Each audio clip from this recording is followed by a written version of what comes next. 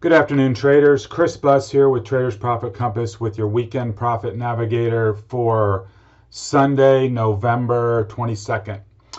Okay, what I want to do today is start out with a look at the VIX, then grind our way through the major indexes. We'll look at the weekly and the daily charts, and then I want to move into some of the important SPDR sector ETFs, and then roll into some other ETFs of interest and a look at commodities as well. So let's get started. Okay, VIX. We have been operating in this high volatility regime really ever since back in March, where we had the big spike. We came back down and then we elevated again. And the level of interest here is at 24, where we had the spike, we came back down, found support at 24, and then re-ramped for that last bit of volatility that we had that reached up into the 40s. And we've since come down after the election. We broke through and closed below this uptrend line that had been in place for quite a long time. And now we are closing below 24, and we've been below for at least the last week or so. So as long as VIX stays below 24, and we've got another support level down here near 20, that's going to bode well for risk assets. So what I'd like you to do, just as a heads up, is set yourself an alarm just above 24 on the VIX, just as a simple heads up that on a break back above 24, the door will be open for a move back up to 27.50. And that wouldn't be, so hot for our risk assets. That would likely indicate, a pullback is underway or some other, other type of turbulence.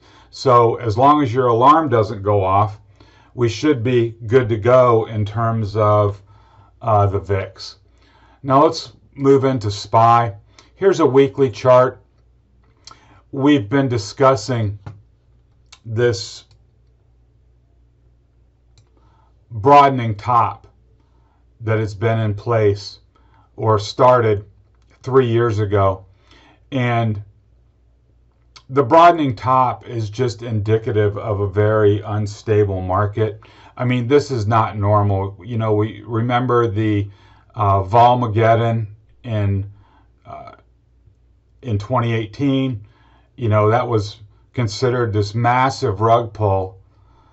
And then we recovered from that, went up here, and then into the Q4 of 2018. That's when Powell, remember, said, we're on autopilot. We're just going to keep raising rates and, everything's going to be fine. The credit markets locked up and we came back down here to test this 235. And then this was the big Powell pivot in January of 2019, and then all the way up. And then we've got the big COVID rug pull and then all the way back up. Long story short, this is not stable market activity. I mean, it is what it is. And just because we're at the top of this range doesn't mean that we're coming back down to 200. All it means is that this market is not stable, okay? That's the backdrop. I don't think that's anything where you start buying, disaster puts, down here at 250 or anything like that. But it should inform, as we go forward, kind of where we're at in the whole, last couple of years. So this broadening top will be in place and we'll either break out above and everybody will forget about it, or we'll end up breaking down at some point, and then these lower target levels will come back into play, when and if down the road we find ourselves there. But just recently we had the consolidation here for like the past 2 months, between August and September into October, really 3 months. We had the big election move right here, and then the following Monday we had the Pfizer vaccine news, which resulted in another gap up, which we were not able to hold and pulled back a little bit here. Now, we can also see that PPO is showing some bear divergences, as is the RSI, but those aren't sell signals.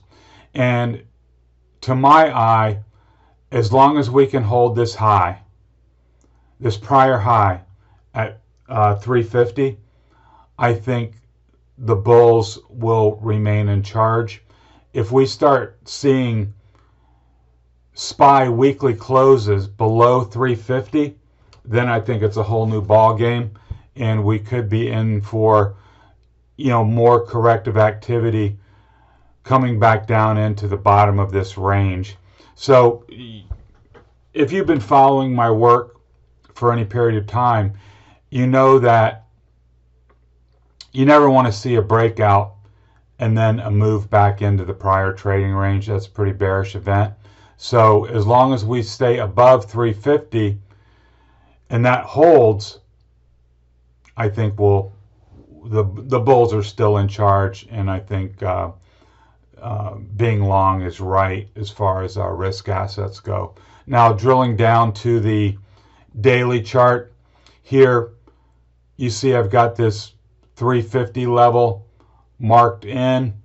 I've also got a level here at the prior high, which is around 357.50.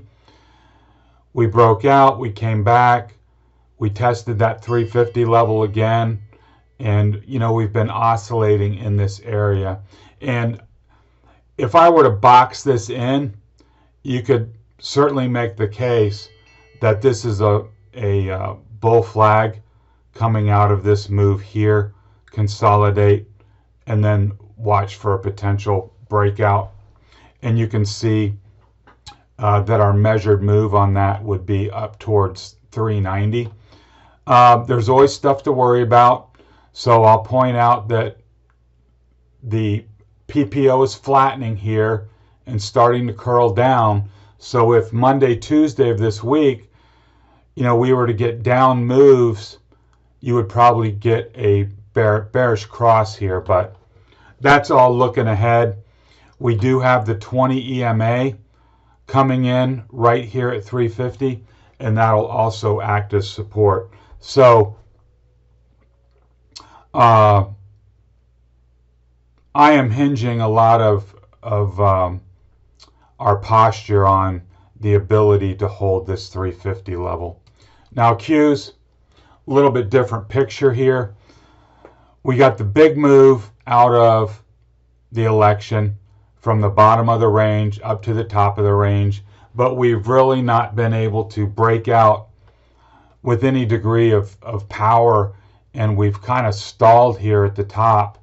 And we're not going to go over them today.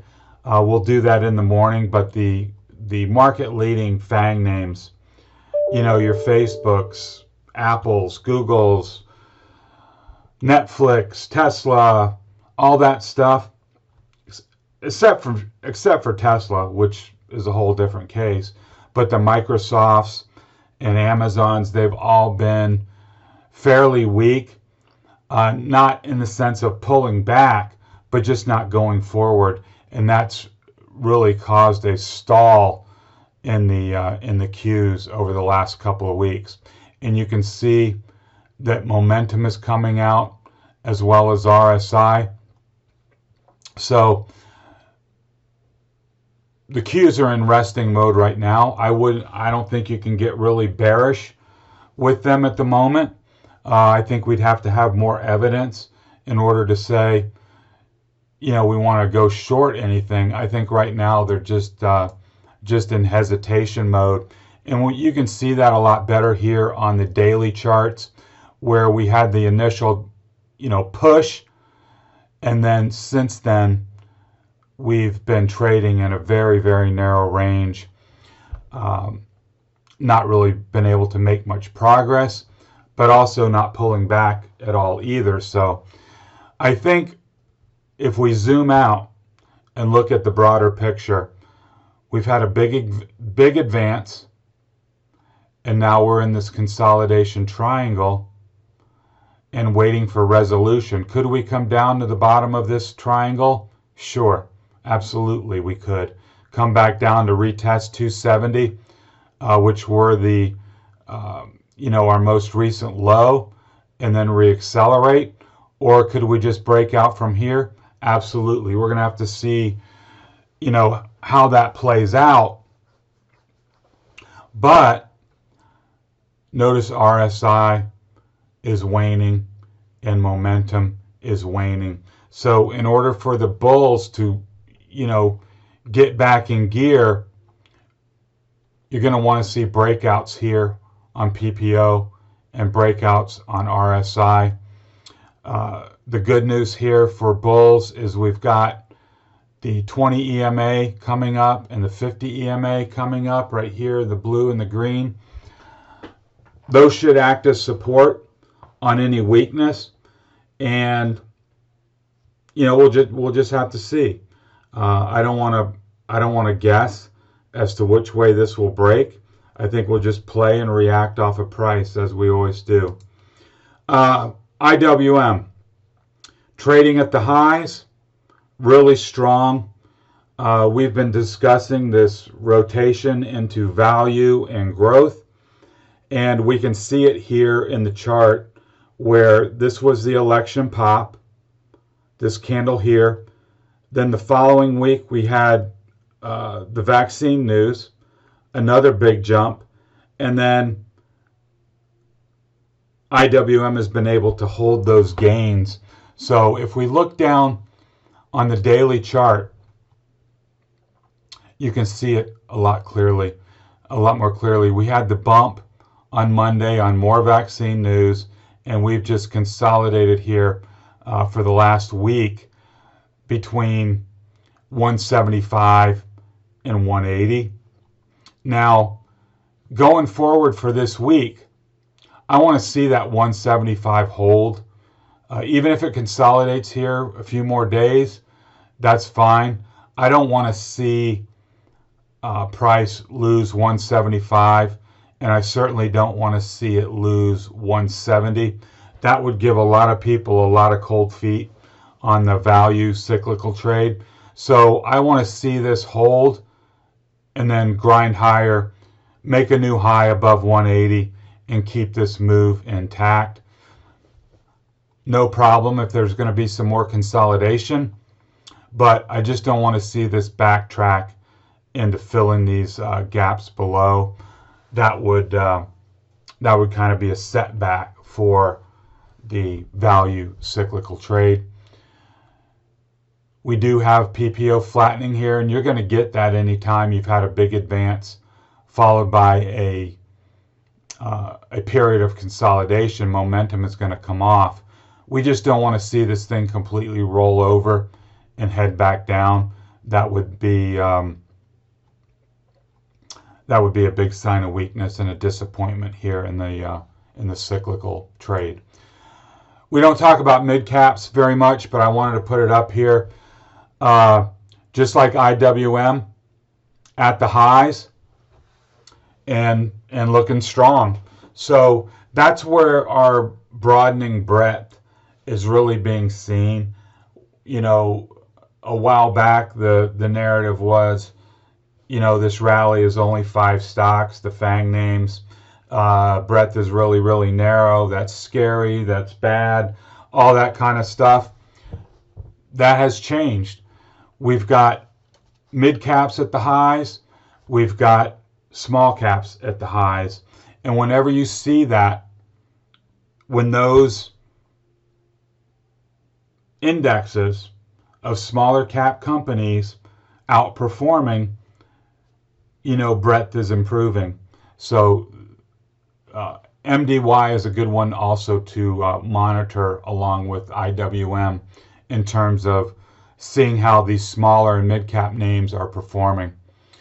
Okay, let's move into some of the sector ETFs.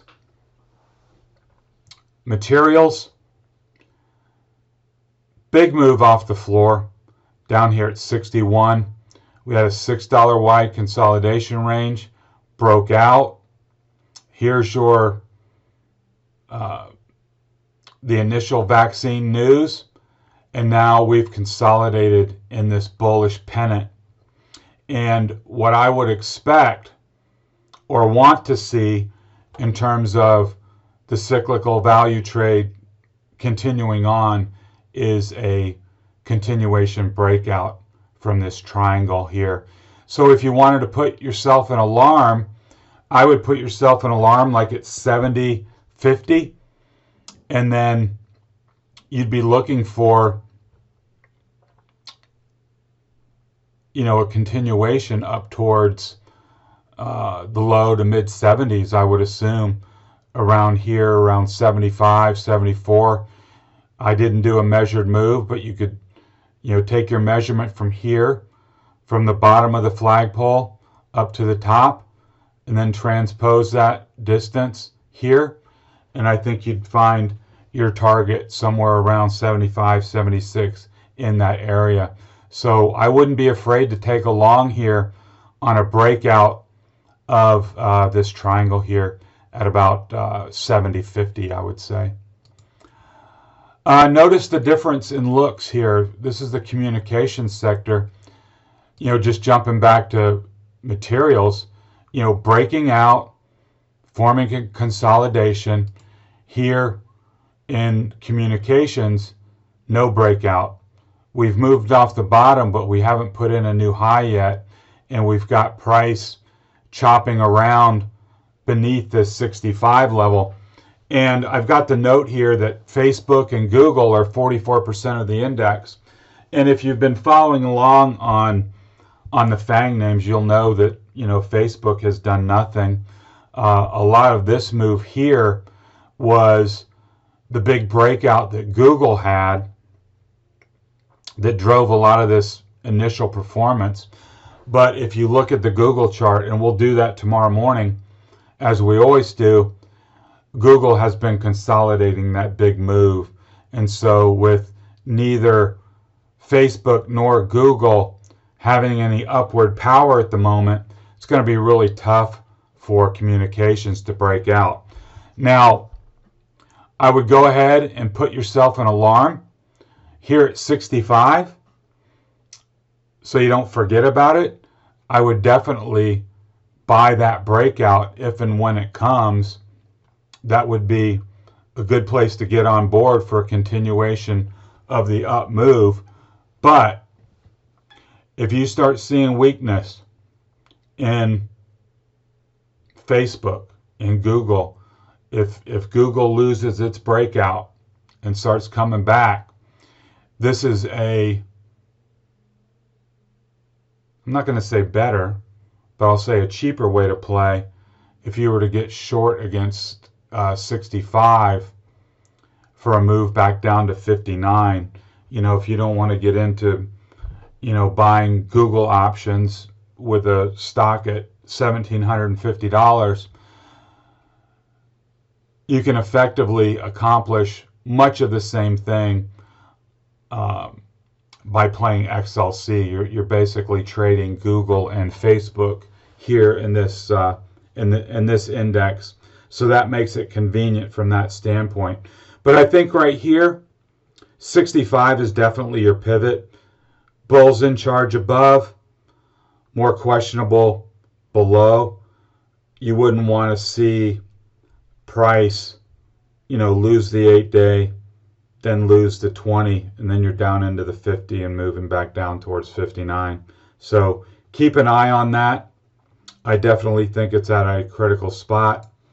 Energy, big move off the floor. We had pointed out this divergent low, but unfortunately, you know, did not catch this big move up here. had a couple different gap ups. So now we got price trapped between the 200 and this 35 level. If you liked energy, if you like the cyclical trade theme, I think you can be long against 35 and look for a move up towards 38.50, above the 200, and then set your stop just below this 35. We're going to show the oil chart later in the slide deck, and you will see that we are right on the verge of a breakout. And if you see oil break out, of course, the energy equities will follow along with it. So we're at a really critical spot. Now what I want to do here, see if I can do it. Yeah, here's the weekly on energy. You haven't missed anything is the point of this chart, because you can see that really not long ago we were up at 50, and here is the 40-week EMA right here at 36.50-ish. So if we were to clear the 40-week EMA, we would have a pretty clear shot for a move to 44 and then a move to 50. So it's all a matter of time frame. But if energy is going to go and we get a breakout in the price of oil above 43, this could set the stage for a significant move just back up to resistance here at 50. That would be a great move to capture 15 bucks up to 50. Financials. This was the big move off of Pfizer, and then it's done a lot of chopping around since then.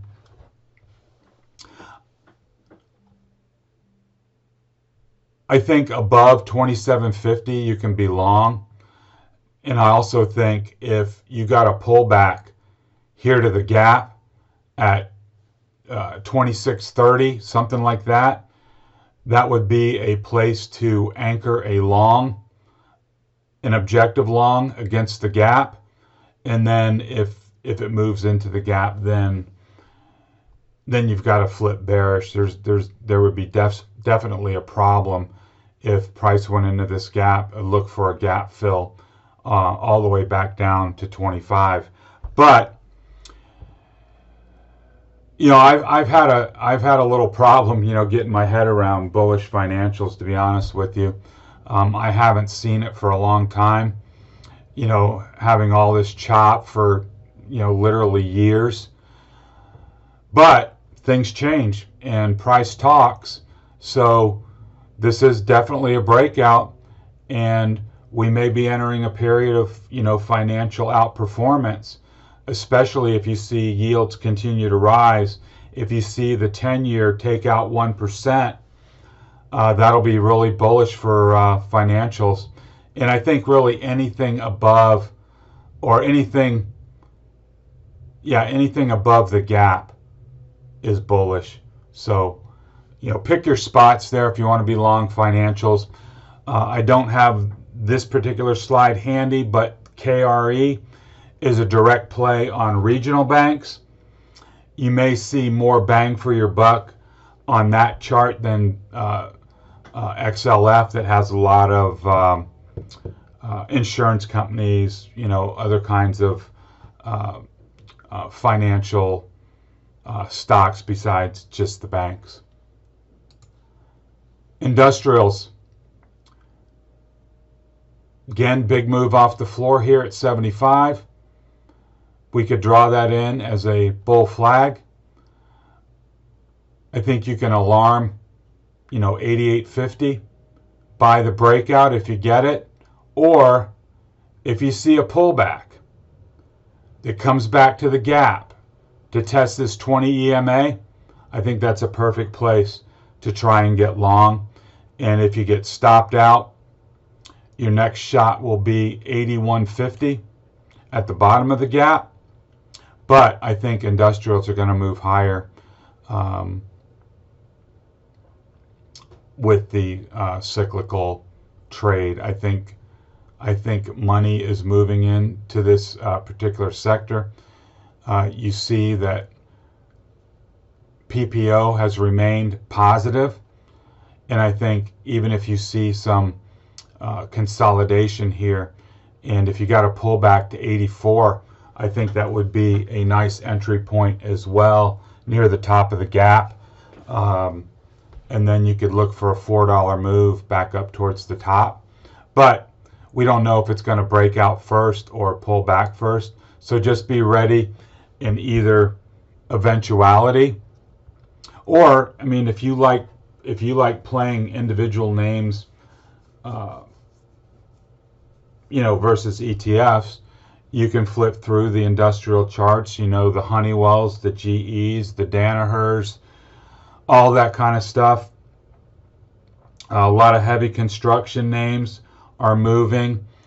I'm not so sure about the airlines, but there's a lot of nice industrial names that are moving higher if you want to sort through your list of industrials and pick an individual name.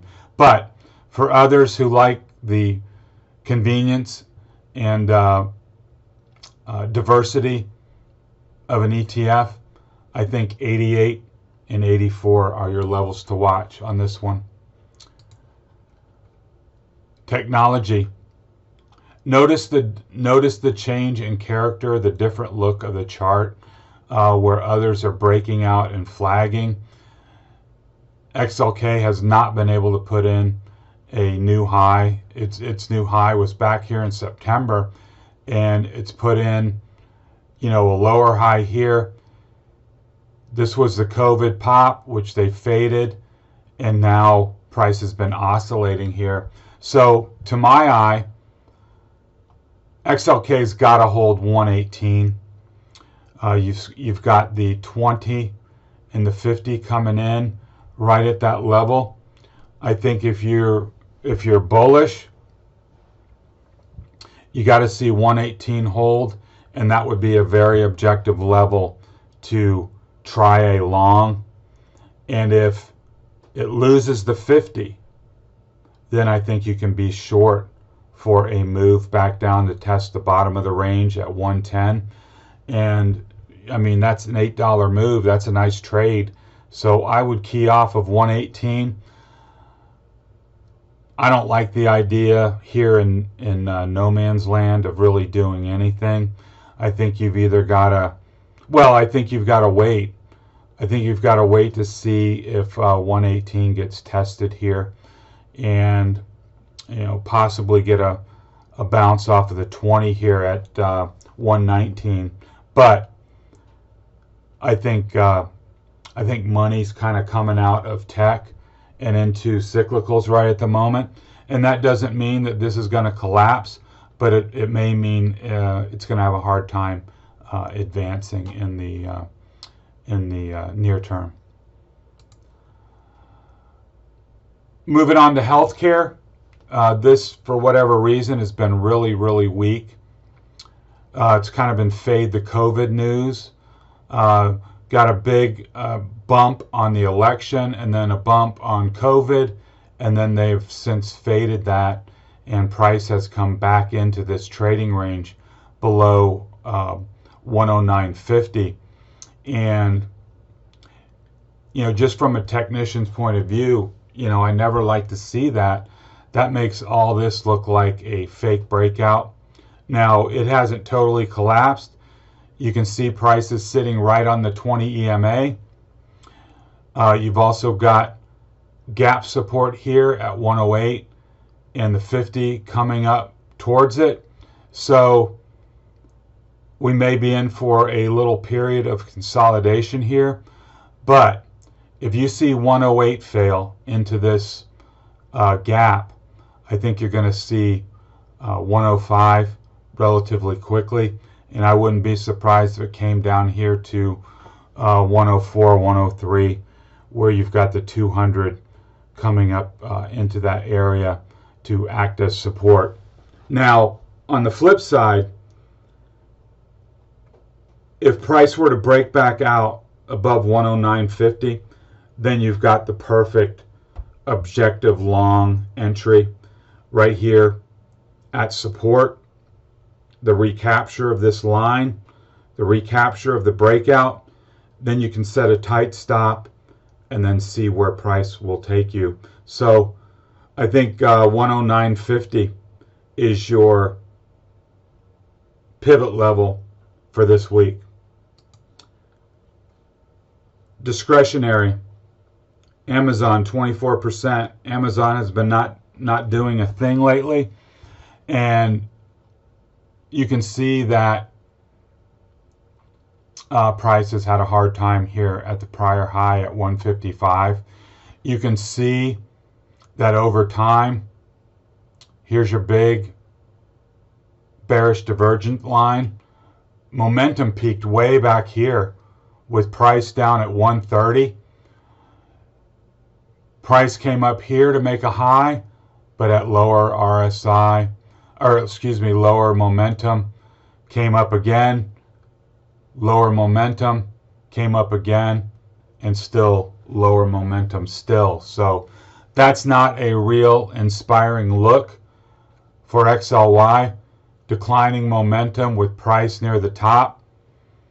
You know what? If you want to take a shot here, if you want to put something out there, a short XLY against the top of this range, I mean, that's about as objective as it gets. And with declining momentum and price failing to break out,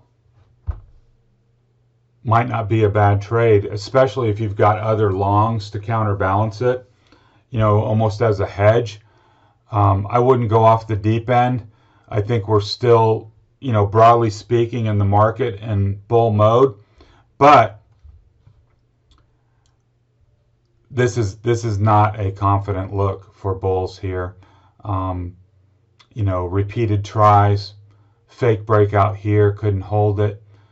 You know, spending a week at the top, not being able to make any progress at all. Amazon stuck in the weeds for whatever reason. You may end up getting a nice move back down towards 142 at the bottom of the box. That's you know, a $12 move. That would be a great one to capture if there's going to be weakness for any reason in XLY. Okay, let's go on to some ETFs. MJ, the Marijuana ETF, got this big move up. Now it's pulled back and is consolidating here right at the 200. Our group is long that. We're long MJ with December 12 calls. So we missed a golden opportunity to close out here. Didn't do it. We're still okay on the position, but I don't want to see price lose the 200 and the 8 EMA. I want to see this, you know, after the pullback, consolidate here and then reaccelerate towards $15. That would be my hope. If we come down and lose 13, probably got to kill the trade and look to regroup if this is going to pull back, you know, fill this gap. There's a little gap down here as well. I wouldn't want to ride that out with, you know, calls expiring in 4 weeks. I would rather just take a small profit here and then reload later on. This is Sky, the cloud computing ETF. Back up here at the highs. I think you can set your alarm here at 86, or certainly mark that on your chart as being a key level. If we get a breakout here, we've got a $12 trading range from 74 to 86. So if we were to get a power breakout, our measured move target would be 98. and that wouldn't be all bad, especially if you got an anchor point right here on the breakout, be long against 86 with a stop just below. Then you'd have a perfect trade location for a long. Now, we also got to consider the other side. Looks a lot like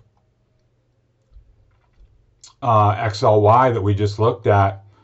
You know, momentum and RSI have been fading, and that's not what you want to see when you're trying to break out. So keep your head on a swivel here. That may end up being a nice short if things happen to fall apart. So, you know, you don't care either way, right? I mean, we're here to trade, and we're at an inflection point at 86. If it can't get out, maybe it comes back here to 74 to recheck all these levels that it's checked before and test the 200 before reaccelerating, or maybe it breaks out now if there's a big bull move into year end. We don't know. Just be ready for either case. It's going to be a nice trade. Netflix, $90 trading range. We've made several round trips up to 560 and then have come back to 470. There was some interesting activity on Friday on short time frames. There was a sudden burst of enthusiasm. You can see here on this final candle where it reached up for the 50 EMA, where it eventually was turned back. But we're at a level now, if we get all bullish through the end of the year, you know, if there's a bull run, a Santa Claus rally, for a move back up to 560, and with a $90 trading range, if we were to get a breakout above 560, then we're looking at 650. So I want to watch this really close on the short time frames, and I think if there was any weakness that brought this back to 480 or 470, I think that would be a great place to buy. If you bought it here, you're in perfect shape against the low with perfect trade location and a stop just below. You can see the 200 coming up. But let's just look ahead. If price could capture the 50 EMA right here at 495, that wouldn't be a bad place to anchor along against the 50 EMA after all these moving averages would be recaptured. You'd be right here just below 500 and then look for a push to 560. That wouldn't be all bad either. So I'm leaning bullish on Netflix and looking for a place to get an objective entry, either on the recapture of these moving averages or on a mini pullback here, like 1 day of weakness, something like that, into 480 or 470, where you could really anchor something more long term and look for a move back up to 560. Okay, let's go into some commodities real quick.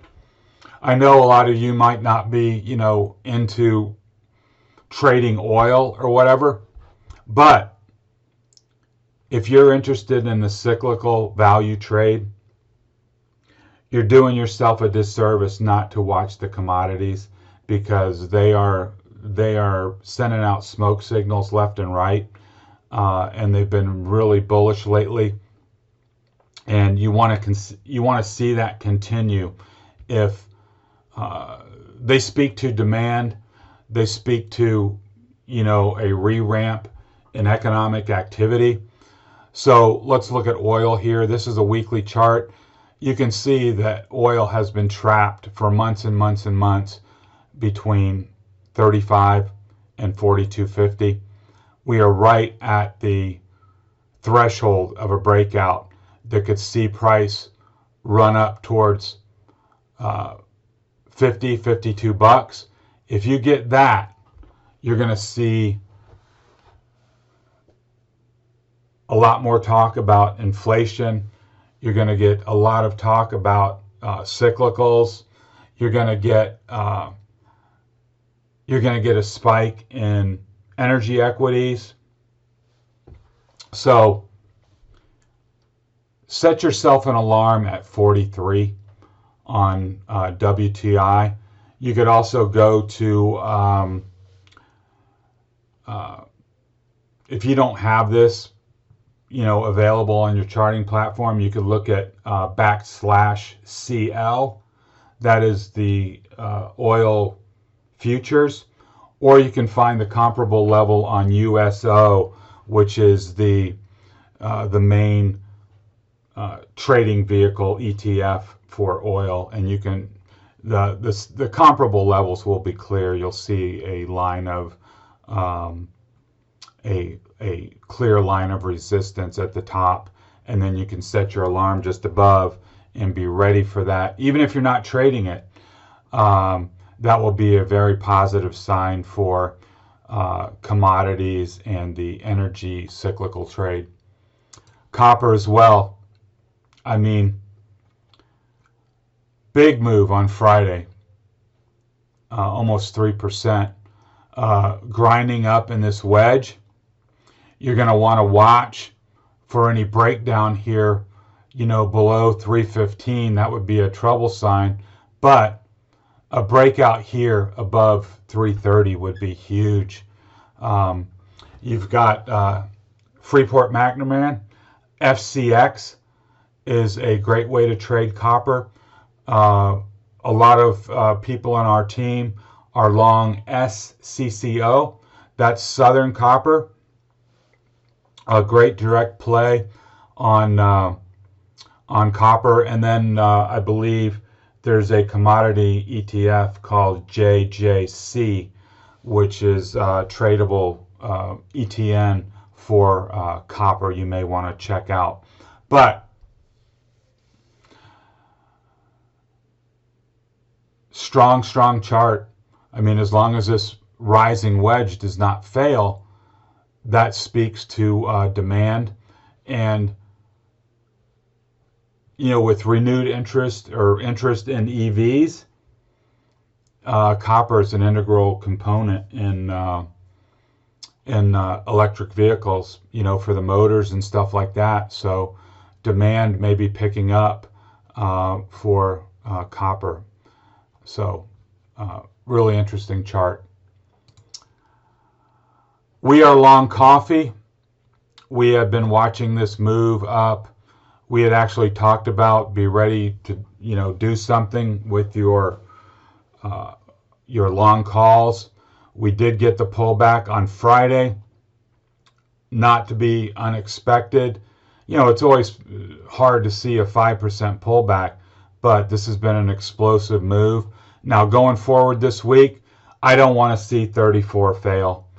I want to see the 200 hold right here at 34 and then get that bounce and reacceleration higher. I don't care if it consolidates here for a while before going higher, but I don't want to see 34. I don't want to see prices below 34. We are in the December 33s, so obviously I'm talking my book. I want to see this area hold right here, possibly consolidate, and then move higher. I think it's still a bullish chart, and I'm still looking for a move back up to test this prior high at 40. Metals and mining ETF, strong move off the floor here. You can see we are right at the 2018 highs back here at 29. If you wanted to set yourself an alarm here at 29.25, 29.50, wherever, I would not be afraid to take that long on a breakout above that level. We may see some consolidation here below. That would be normal, giving a chance for these moving averages to catch up to a certain degree. But look at the nice bullish stack. You've got the 200, 50, 20, 8-day, all bullishly stacked, all heading higher. I think that bodes well for a potential breakout of this ETF. Lastly, let's wrap up with the solar ETF 10. I really like this chart. I really like the sector. I think you should be looking for selected places to get long, either the ETF or individual names, depending on how you want to play it. But price is trying to break out here above 77.50. This is a $10 wide trading range. So if it can break out and hold above 77.50, then the measured move target will be up towards 87, which would be a great trade. So I would definitely set yourself an alarm there for Monday morning or whenever that breakout may occur. You can also notice the bullishly stacked EMA here supporting this move higher. I really like the solar ETF 10. I think it's got a long ways to go. I think all the ESG interest and tailwinds will be helping solar for years and years to come, as the investment community wants to be involved in clean energy. And I think it won't be in a straight line. There'll be, pullbacks and whatever along the way, as there always are. But I think you're going to see a steady rise into 10. And while I got it, why don't I just look at, say, the monthly chart of 10. And you can see here, this actually, I don't know why it's got this distorted like this. I'd have to redo the chart. But 15 years ago, this thing was 260. And obviously it was a false start. They were 10 years ahead of time. And it sold off and then spent, years and years and years down here consolidating. It just broke out, and now we're up towards 80. So we're at this intermediate high here. You can see it. Let's look at the weekly. Maybe we can see it better. No, it's off the scale. But anyways, look for a weakness to get involved. Try and get a good trade location and think really long term on this chart. I think it's going to do well in the months and years ahead. So let's wrap it up there. I hope you found the information helpful. If so, why not hit the subscribe button and join the team? Hit that alarm bell, and you'll be notified of all my content going forward on the YouTube channel. Over in the show notes are convenient links to not only register for my content, where you'll get a convenient email each and every time I publish, but also link to the blog site where you'll find a lot of helpful articles in trading psychology and trade school tips and tricks that you should find helpful in your trading. It would be great if you join the team.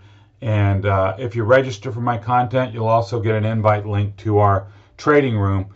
We'd love to have you. A lot of good traders in there, a lot of good guys and gals working hard to improve their trading. And we'd like to have you be a part of the team. And worst case, you'll be expanding your trading network, and that's always a good thing. So hope you have a good rest of the weekend. We'll see you bright and early tomorrow with a look at the indexes and our FANG names on short time frames for active traders. Look for that video tomorrow morning. Until then, enjoy the rest of your weekend, and talk to you next time.